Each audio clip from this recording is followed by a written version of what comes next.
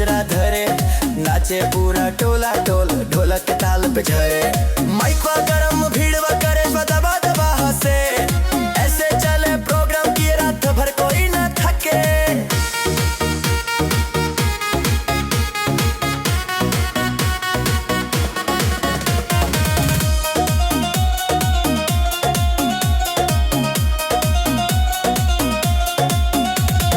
अगर चाहे तो मैं इस गीत का तेज बीट वाला संस्करण